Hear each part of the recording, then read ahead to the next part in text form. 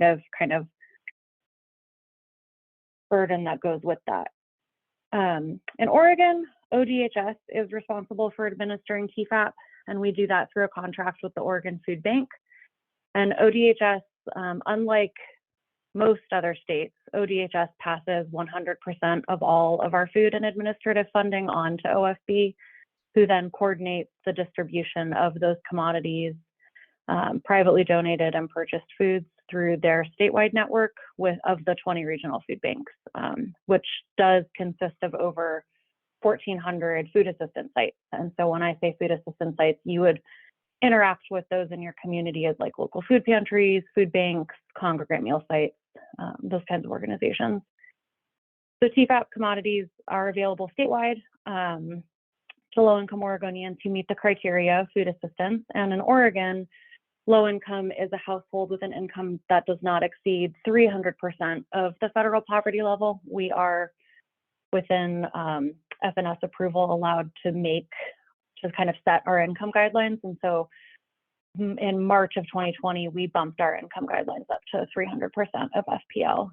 And there is not an application for the program.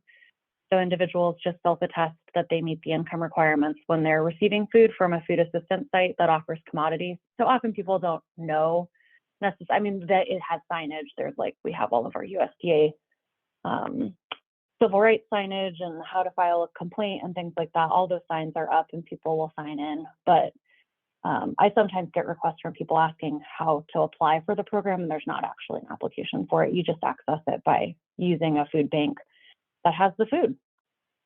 And that's pretty much my overview. I can't see my slide, and I think that's everything that's on there. Oh, I think I did link, Oregon Food Bank does operate their Food Finder website, and that includes TFAP sites. It doesn't call them out specifically, but if you're working with someone or you're trying to access a food bank, a pantry, a free grocery site, or a congregate meal site close to you, you can put your zip code in that Food Finder and it pops up all of those locations. And they keep it pretty updated with hours of operation, days that people are open, and the contact info for those sites so that individuals can reach out if they're not sure if a site's open or not.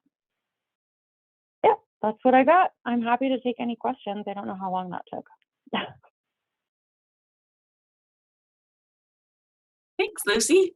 It didn't take too long, 5 minutes, but we have 5 minutes for folks to ask questions. So this, like Lucy said, was a request from one of our partners to talk more about this program. So if folks have questions or information they'd like to know more about, feel free to come off mute or raise your hand.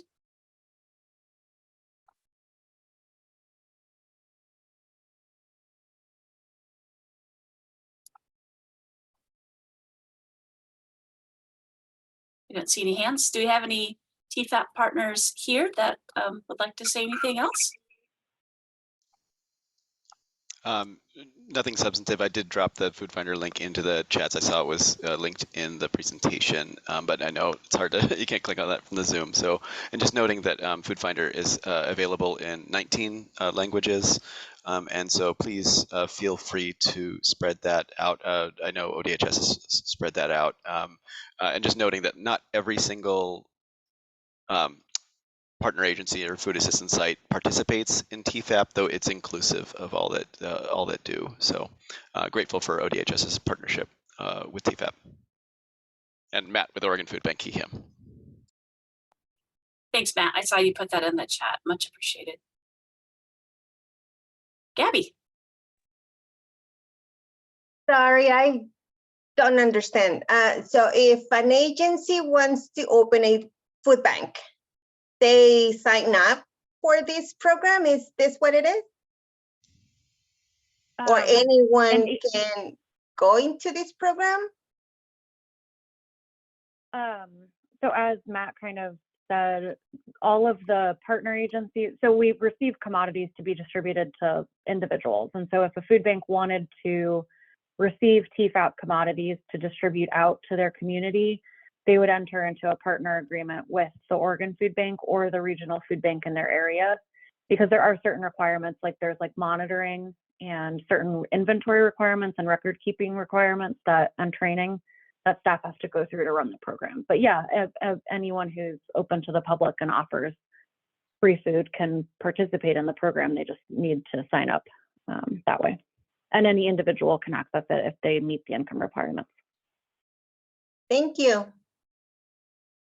I just dropped in the chat my email. I'm not the person who can answer those detailed questions about the process of becoming a partner agency, but I'm happy to connect anyone that's interested to those who will know those answers. Great question, Gabby. Thank you. Thanks. All right, thanks, Matt.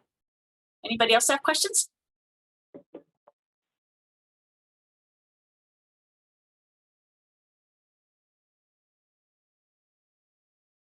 All right, looks like not at this time, but feel free to reach out if you think of something a little bit later, and we're happy to help you out with that.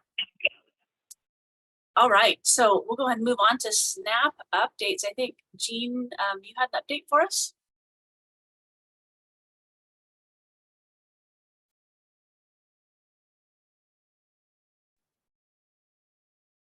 We should put update and introduction. I think the update had to do with a change in the income guidelines. Were we going to share that? Jean, will you do that one first? Sure, yeah, I don't know if we had the chart to display, Misha, but just for awareness that the income limits for the 200% are increasing March 1st. So if you have any like materials that are displayed or informational materials that have the old dates, we'll be updating the new forms and then sending out a reminder when those are available for order. I think that's all I had, Misha. All right, thank you. No, I don't have any graphics. So if there's anything you can forward my way, I can send it out with a follow-up follow-up for this meeting. Beth was asking the new FPL level. Could you restate that? So it changes by household. So we'll send out the chart, which has all the updated ones for 1-person household, 2-person household, and so on. All right, thank you. So we'll get that out with the the follow-up email that'll go out next week. All right, and yes, we have an introduction to make for you. So I'm going to hand it over to Mayora to introduce a new important person. Thank you, Misha. We are adding a new individual to work directly with many admin for SNAP outreach. Her name is Shelby, and she's going to share a little bit about herself. Shelby, thank you for putting herself on camera, and just a little bit of background. She comes from us from APB. She first joined ODHS in 2018, so she's been here for probably nearing 6 years now. And then in 2019, moved over to self-sufficiency and was working in a what we call now a storefront office, doing eligibility for different program benefits, which at that point would have included child care program as well, and has been helping with training and whatnot while in the storefront office and supporting some of the home care workers when she was with APB. In 2023, in the summer, she joined the SNAP team. So she's got a lot of that eligibility and analyst mind that's been built, and then now she's going to be shifting to work and support our amazing new partners with SNAP outreach. So Shelby, anything you'd like to share? Yeah, thank you so much, Mayora. Hello, everybody. My name is Shelby, new SNAP Outreach Coordinator. Mayora did a really great job summarizing my professional experience with ODHS, so I really don't have too much to add on that. I would like to just say that I'm very excited about this opportunity to step in as the SNAP Outreach Coordinator. Our partners do such amazing and impactful things to our communities, and I'm absolutely thrilled to learn this role and really to look forward to being able to provide additional support to them in any way that I can.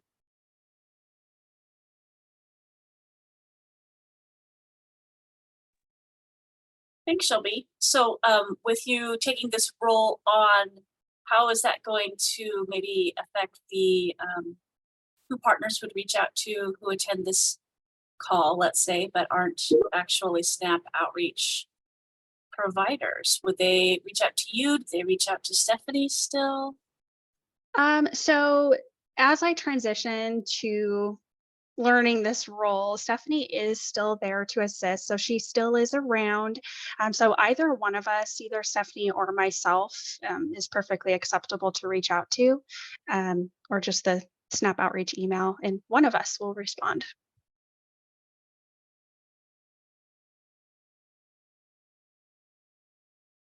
All right, thank you. Does anybody have any questions for Shelby before we move on?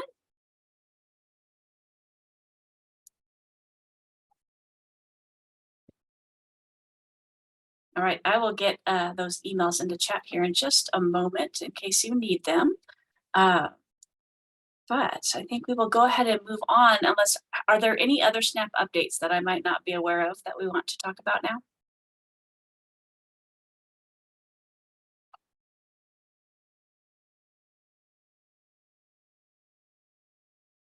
All right, doesn't look like it. So today for the partner meeting, we have Rogue Food Unites with us. I had the pleasure of hearing about their wonderful programs in another meeting that I attend through Orem, and really thought that it would be great to have them present to you all so you can learn about some of the wonderful work that's going on and some of their partnerships that are even statewide. So I'm going to go ahead and hand it over to Amber at this time. And Amber, we can go ahead and pull our PowerPoint now if you want to share yours. Thank you very much. My coworker, Karen Carnival, is also on this call, and I think she will do the screen sharing. Yeah, there we go. We're still a very young organization, so bear with us as we present to you our first slideshow presentation in a Zoom meeting. But so give you guys our little elevator speech. We were formed at the very early parts of September 2020 with the concurring disasters of COVID and the wildfires in Southern Oregon. We quickly were able to utilize the restaurants and food businesses in our county to respond and serve meals to everyone that was displaced. We quickly became contracted with the American Red Cross to do that, and 3 weeks later became contracted with ODHS and OREM to produce hot meals to serve to everybody that was displaced in hotels and FEMA sites and everywhere around. We, in the very beginning of October of 2020, expanded our services to serve 5 different Southern Oregon counties. And our programs have kind of taken off since then. We have created many different avenues. We have our hot meal program. We do a provision box program, which is a curated box that are culturally specific to those we're in service to, that include 21 meals for an individual, so a week's worth of food. One of our primary focuses is making sure that we source food regionally and locally, as well as organic and or natural whenever possible. So everything in our boxes is organic. We have continued to grow our organization. The slide right here says June 2022 of RFU 2.0. We lovingly refer to ourselves as that. We started as an all-volunteer organization that didn't necessarily think we would exist past the acute response of the wildfires. And here we are 3.5 years later. We have also a program that we call our Solidarity Cards. It's a remote reloadable MasterCard that is limited to be used in food businesses. So after a year of us responding with hot meals in Southern Oregon counties, we changed our model and used these remote reloadable cards for people to give them some more choice and autonomy in their own recovery, which was a really great transition. And we also used our provision boxes for those that were in more permanent shelter and had the ability to cook for themselves. We have started to build a commercial kitchen in our warehouse here in Ashland, Oregon, and that will be complete within about a week here. We have a primary focus of using that kitchen to produce freeze-dried meals for disaster response in the state of Oregon. This is a program that I'm pretty excited to get going. We all are, to play in our kitchen. So we will produce hopefully 30 million meals out of that kitchen to be stationed in all 36 Oregon counties in case of a disaster. These meals will be different from traditional MREs that are more caloric and sodium driven. These will be regionally sourced, centering some joy and color, and that when in times of disaster, we can still eat and have some joy. Our programs are supported with so much volunteer support. There's some pictures up here with all of our volunteers. We work with about 150 volunteers very regularly to help execute some of our programs. One of our local focuses only in Jackson County is our no-cost mobile farmers market. We do that in 3 to 4 different locations a week. This picture of the produce and the line is just wonderful. This was like right when the program started. We usually serve just over 200 families in a 2-hour window, and that equates to between 600 and 700 individuals at each one of those locations a week. We have served, over 110,000 people since we started that program, and it is intended to be no or very low barrier. We don't ask any qualifying information to attend our markets, and we give away organic produce, meat, and eggs to anyone that shows up. We have a bilingual staff, and we approach that with pride and care, and it's a really fun program. And if any of you are in Southern Oregon, please come check out our markets. It's very, very fun. Karen, do you want to pipe in at all on any of our things that we do? Sure. So part of our mission is preparing for disaster. We work in kind of a 2-fold or a 3-fold capacity where we do disaster response. We address food insecurity with our markets, with our solidarity cards, and with our box program. And then we're also engaging in emergency preparedness. And so we do so much outreach, particularly in the Latinx communities, just so that we get to know people and people get to know us. So these are a couple members of our team, and I actually don't remember which event this is.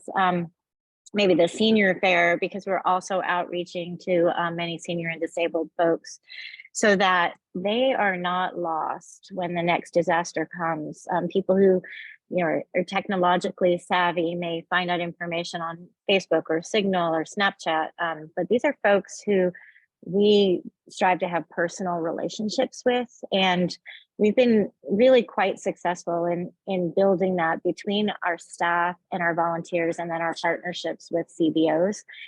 And we are expanding those relationships statewide. We hope we won't be able to duplicate exactly what we have here because we live and work here, but that through our partnerships, we will be able to have relationships in all 36 counties in the state where no one is left behind in the case of a disaster emergency.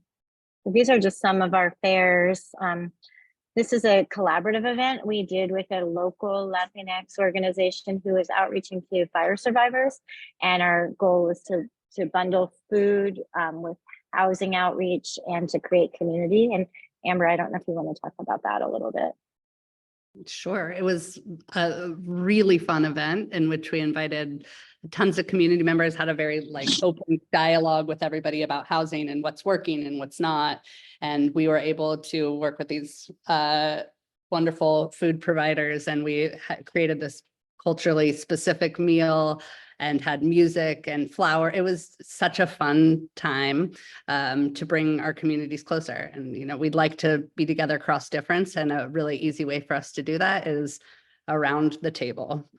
And that was supported by Oregon Food Bank. And yeah, really the Feast program is such a great program. We're happy to have done it. So collaborations. Oh, sorry, Amber, go ahead. Oh, not at all. They were in that picture. So go for it. Collaboration. Well, I was just going to say collaboration is the root of our success, I think, in that we deliver food with care. We put our value system into every aspect of how we interface with our partners and with our community members. And so we really try to build relationships. So this is a collaborative retreat that 5 organizations that we work with pretty closely in mutual aid We went and hung out in the woods for a weekend and did storytelling and talked about how we could better serve our communities. I'm back to the kitchen now. Turn that back to you. This is a little bit of an old picture. As Amber said, we're about to finish. And Yeah, then the we'll hope to kitchen- distribute MREs. The kitchen is really close. Yeah, we need to get another new picture on this slide of it. It's really exciting equipment in there. You know, primarily we'll be doing freeze drying in the kitchen, working with all of our growers and producers around the state. And everything in the kitchen is electric. We've done away with gas in this facility. And it's just going to be so fun. We are really looking forward to being able to like circulate more dollars back into our economy while creating these MREs. Our purchasing of produce and meat will go up significantly. On this slide, it's just some statistics that we're pretty proud of. Since we started in 2020, we've been able to recirculate over $30 million back into our Oregon economies. We have continued to serve all of these households. It's really quite phenomenal how many people we have been able to stay connected to. And to speak to what Karen was saying about preparing for disaster, a big focus of that is how we stay connected to each other in times of okayness so that we know who to call upon. So we're really grateful to be included in this, so we get to know you all in these slower times. We also, this picture, we purchased a food truck this last summer with the goal of being able to bring our food truck to more remote disaster affected areas and either work with our own staff to come and produce meals or work with an existing food business in an affected area, again, to kind of keep that dollars and care as locally focused. Because we learned here that our community knew what it needed best in times of disaster. So we want to really honor that as we continue to grow and move into other counties and listen and show up with that at the center. I think that we could open ourselves up to questions or feedback if anybody would like that.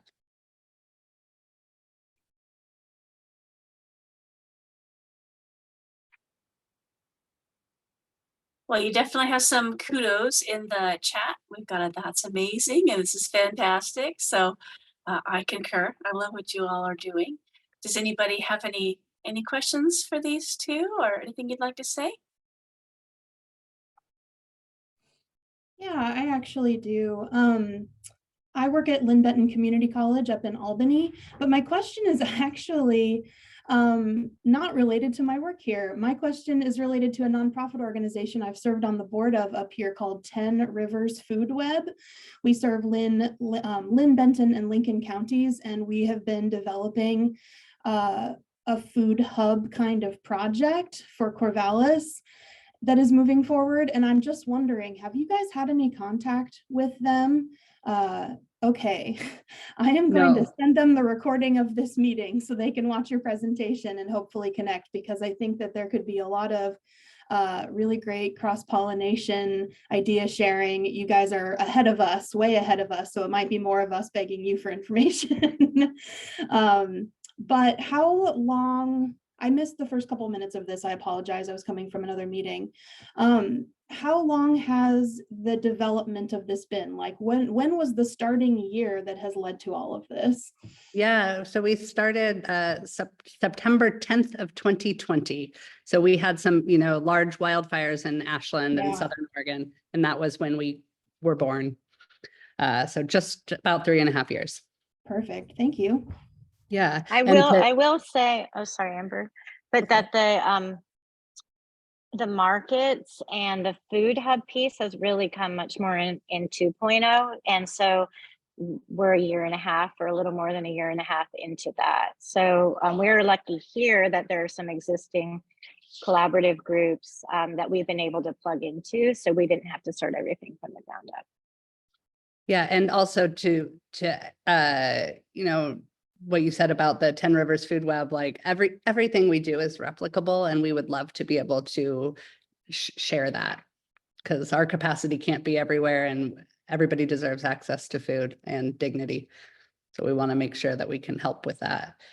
We were able to respond in January to the ice storm that affected most of Oregon, except for here where we were in blue skies. And we were able to make some connections with some of those food hubs and other more grassroots organizations in Lane County and Clackamas County, Washington County. So that those relationships are really important to us to begin to develop. So please do connect us. Perfect. Thank you. Thank you.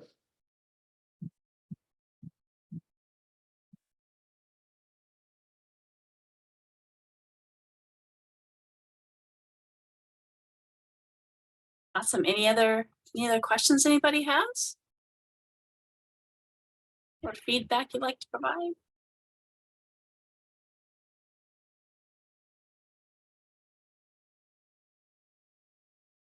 We do have a couple brochures that that was sent my way, and so I'll make sure that I include that in our follow-up as well.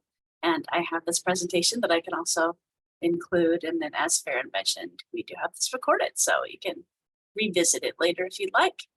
And I do see that Karen put in their contact information in the chat, so if you want to reach out, you can do so. So we are ahead of schedule, which is great because we had a pretty packed agenda and I wasn't sure what was going to happen.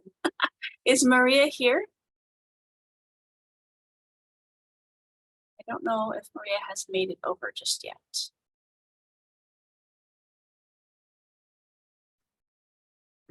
All right, I don't see her. So Susie, go ahead and go. Did I hear something? Susie, go ahead and go. Oh, I'm sorry. Go ahead and do your thing. We can ask our partners what they've been hearing at the legislature too, but go ahead.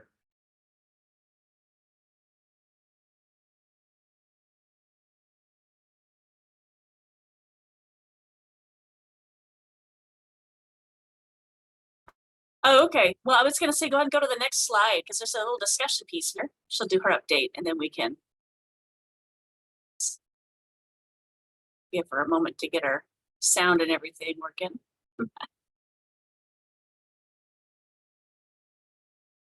Maria, we're ahead of schedule. We're so glad that you made it.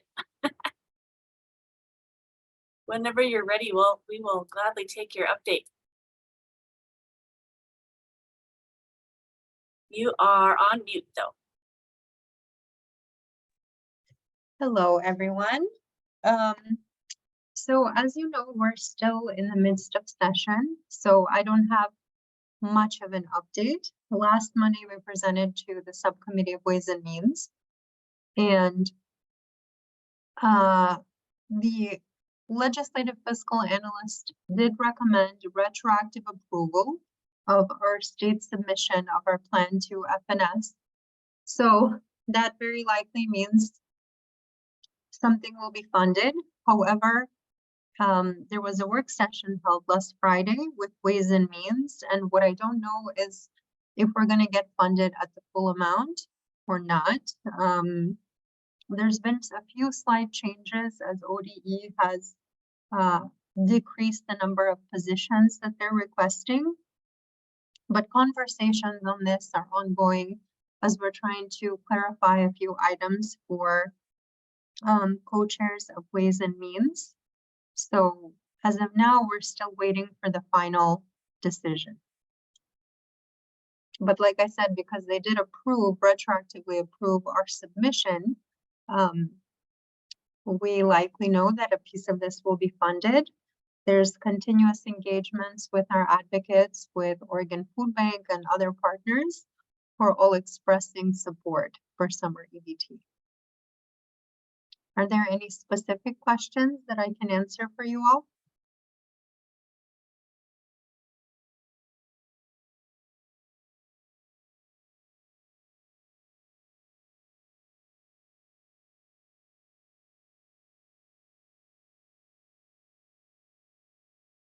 Okay. Misha, is there anything else you wanted me to update folks on?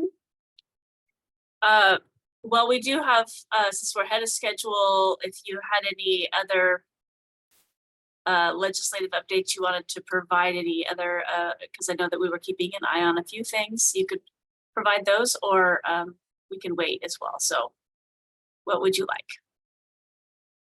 Yeah, I'm happy to provide additional updates. So we are tracking a few other bills. One in particular is HB 4085, which is legal representation for non-citizens. So this is like the money that will go to self-sufficiency, to the immigrant and refugee program. So it's sort of also going through the process. So we don't know for sure whether or not it will be funded. But as of now, it's well positioned. One of our other budget requests has been the TADVS cash grant increase. So that is also likely going to be part of an end of session budget bill. And so we have had some continuous conversations around this issue. We do expect it to be funded, though potentially not at the full amount. So we're requesting that it be increased from 1,200 to 4,500. And so, as I said, we have engaged advocates on this issue as well. So there's a lot of support from advocates in the domestic violence community in order to get this moving forward. But it is unlikely that we're going to get the full amount of 4,500 that we're asking for.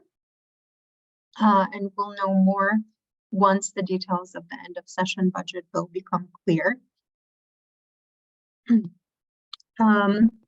We're also, one of the other bills we're tracking is SB 1518. Sorry, let me just read Matt's comment here really quick. Oh, thanks, Matt.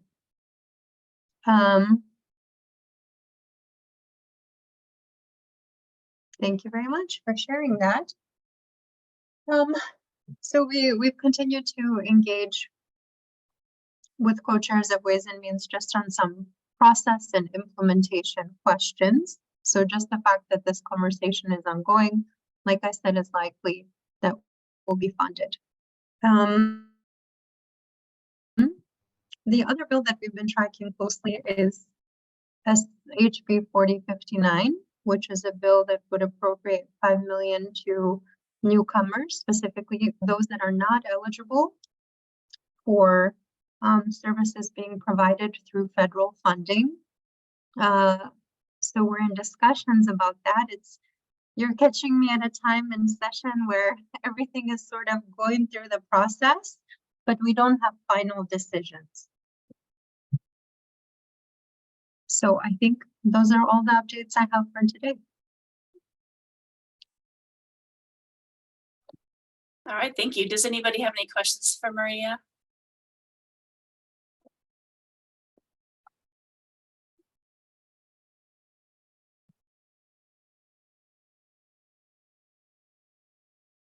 So we have a timeline question in the chat. When will we have the final decisions? It probably won't be until closer to the end of session. So probably March 5th or so.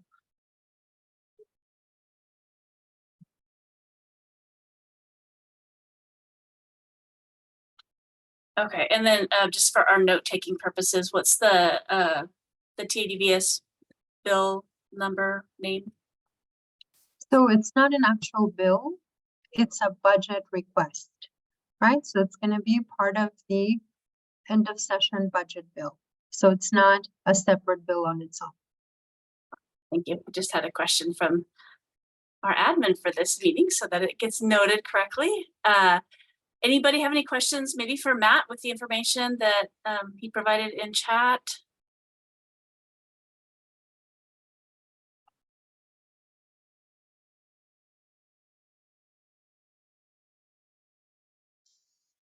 All right.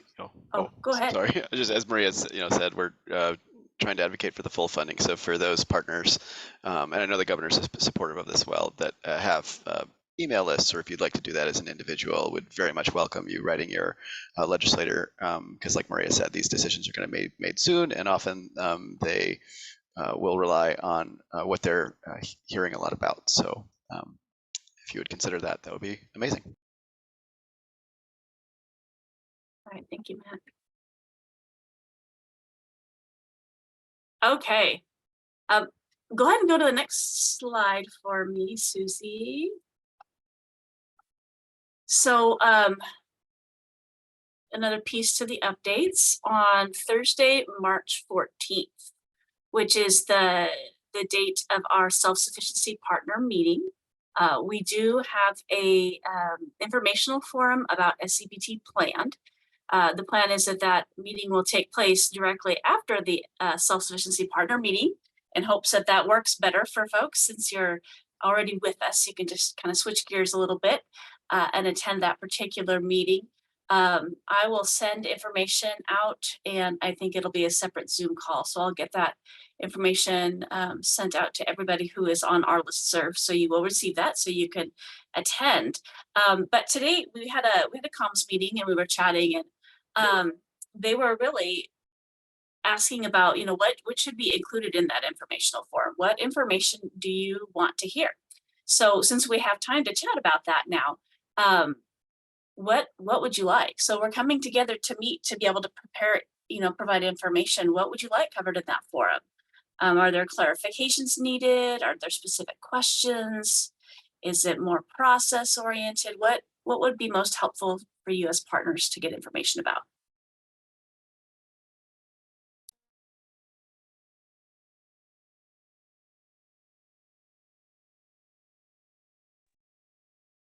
I have a few questions.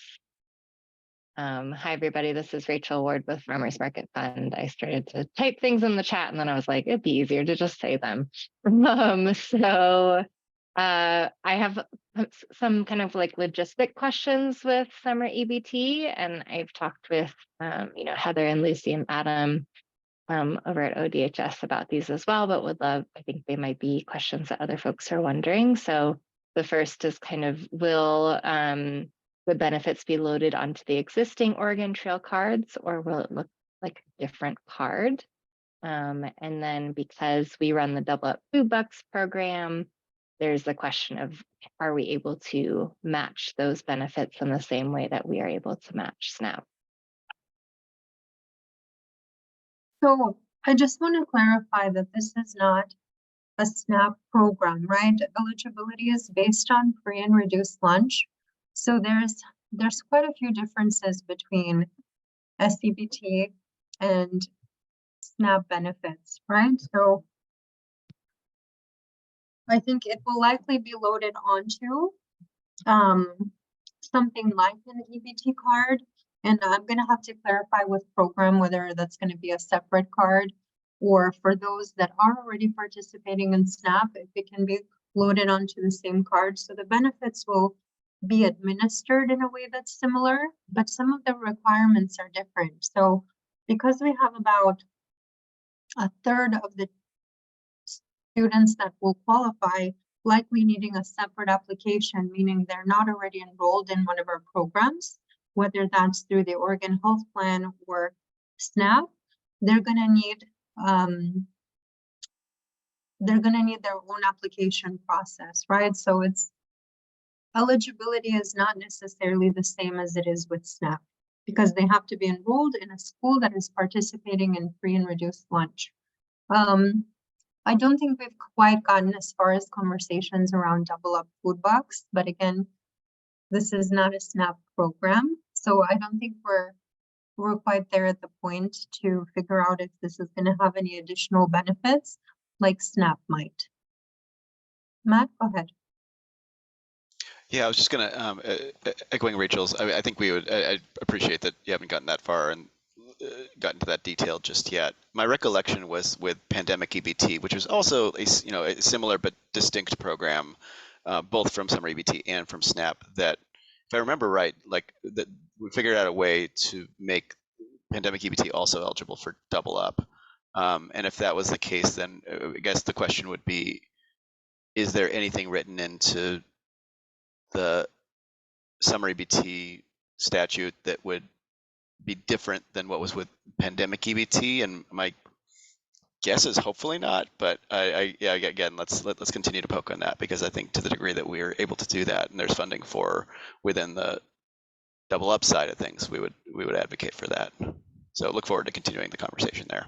And thanks for the question, Rachel. Yeah, thank you, Matt. Oh, Yeah, and it sorry, go looks ahead, like Maria.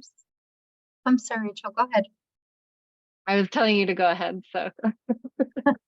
Thanks. It looks like there's something else here in the chat.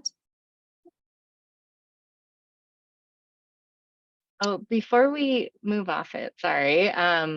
I would just say, and definitely would love to talk more about this in the information session or offline, if it ends up not being a program that is eligible for Double Up Food Buck, but put on the same Oregon Trail card as SNAP, that makes it really challenging and really difficult for our farmers markets to be able to distinguish and make sure that they're matching the correct form of benefit. We've run into some of those issues with like the SNAP Cash program and how we can identify folks who are using SNAP Cash instead of SNAP and separate those out, because we can't use our federal dollars to match those.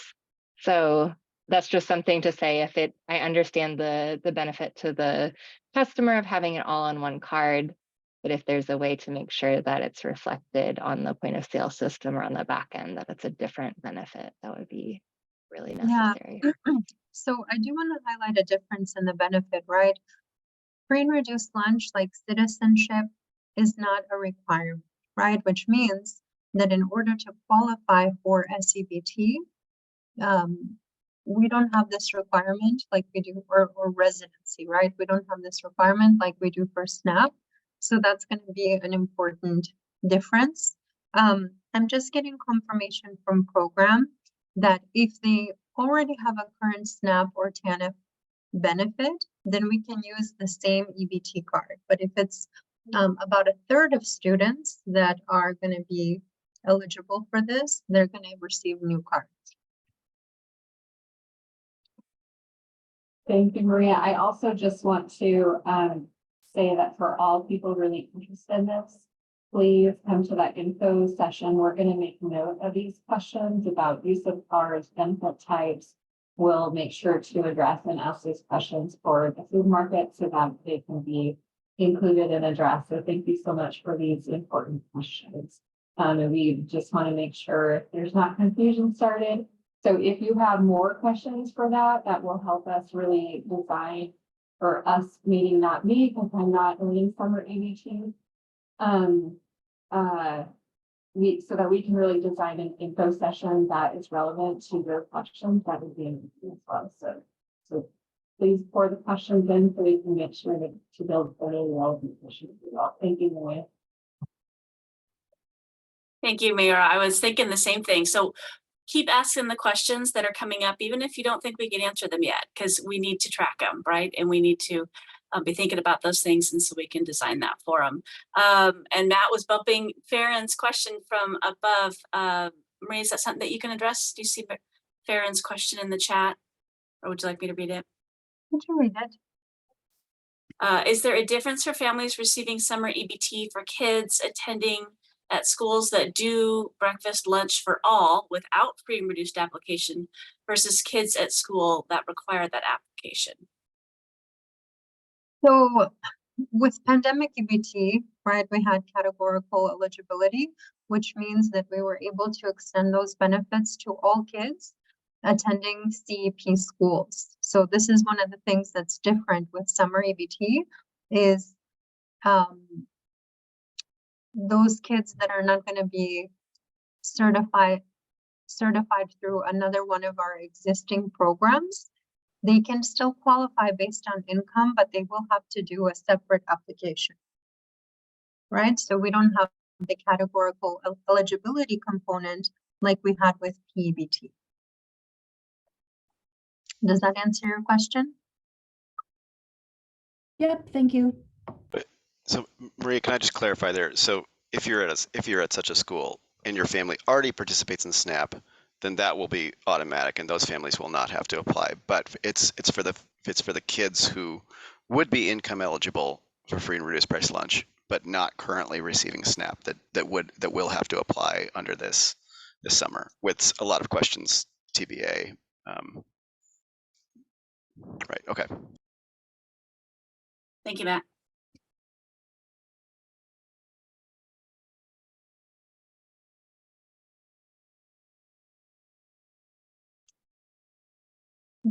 Yes, there is that concern. Sorry, Misha, do you want to read it out loud for everyone? Sure. Is there concern that families of mixed immigration status will have fears about summer EBT application? I've encountered many undocumented folks who do not want to fill out any government form for themselves or their children due to fear of it leading to deportation. Yeah, this is something that we've discussed with the team, right? Unfortunately, the application piece is something that is required by FNS. And so while you don't have to collect certain information about immigration status to participate in free and reduced lunch, we are working with ODE to make sure we can leverage any of their existing applications to make those questions uninvasive, right? Or since we're not collecting things like social security numbers or documentation status, some of the things that we would typically need to have if you're participating in SNAP. So, we're really hoping to partner with schools and school districts to help us with the outreach and education piece on the new benefit to help ensure that folks that are in these situations feel safe sharing that information.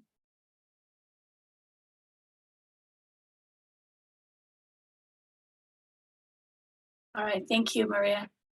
So Farron's next comment leads me into the last question that's on this slide, and that is there interest in participating in a should say collaborative, not collaborated. I see my typo there. Collaborative communications group around SEBT. Later when we're a little further along, have some more answers, but when we're getting ready to kind of figure out how we're going to communicate this information out. I know that there has been interest in the past with other things going on, and that it's gone really well. And so just wondered if there was interest in anybody participating in something like that. If so, I will certainly advocate for that. If you are, maybe the easiest thing would be to just note that in chat, and then we can reach out to you directly about that opportunity if we can move forward with that. Does that sound good?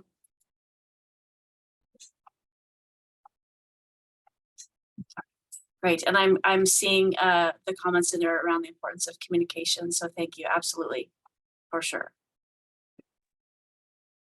All right, well, we are at time, and we got through it all, and we had some great conversation. And thank you all for participating and asking those hard questions that we may not have answers to yet, but that we can work towards. Before James, we sign off, yeah, thanks. Speaking of collaboration, we are in the process. Well, we'll soon be in the process of hiring up for summer EBT. And I know I've asked a handful of you, but I'm going to throw it out to this group that we would love to have some of you as participants on hiring panels for the summer EBT position. So if it is a bit of a time commitment, I'm not going to deny that. There's 6 positions, each one of them will be 6 to maybe 11 hours, depending on the number of applicants. But it is a good learning experience. And obviously you don't have to do them all. We're just, looking for someone to help on any particular position. So just keep that in mind and drop me a line if you are so inclined to do so, or at least you want some more information. So if you don't have my email, I'm just going to put that in the chat too. Thanks, Misha. all right. Thanks, James. Okay, well, great to see you all. Please reach out to us if you've got more questions or you want to participate either in those interview panels or maybe in a comms group, and we'll get that noted. So have a great day, and hopefully we'll see you all at that meeting on the 14th for more information about SEBT. Thanks. Thanks, Misha.